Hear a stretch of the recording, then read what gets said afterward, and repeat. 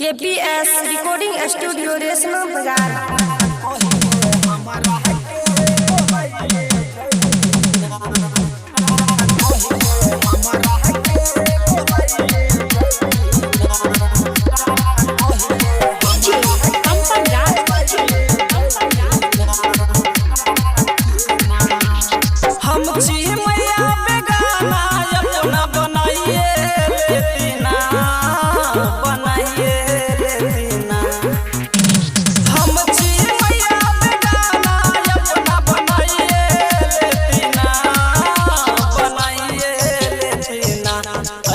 बेरी बेटा कोही के हमारा के बोलाइए जैना एक बेरी बेटा कोही के हमारा के बोलाइए जैना एक बेरी बेटा कोही के हमारा के बोलाइए जैना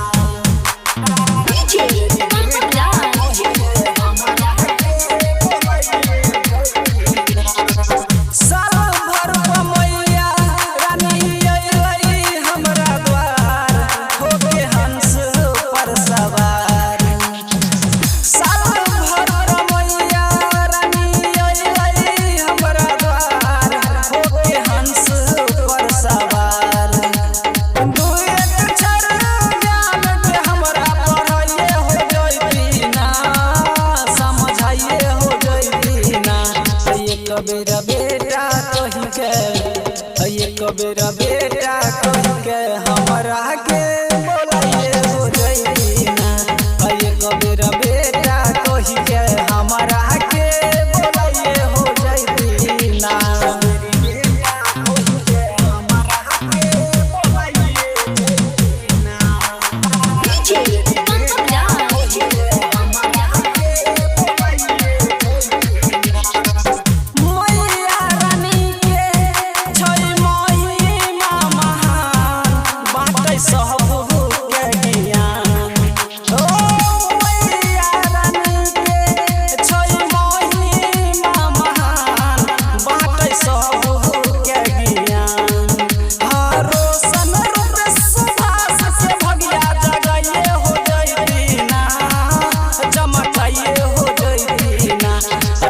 बेरा बेटा कही के एक बेरा बेटा कही के हमारा के बोलाइए हो जैना एक बेरा बेटा कही के हमारा के बोलाइए हो जैना।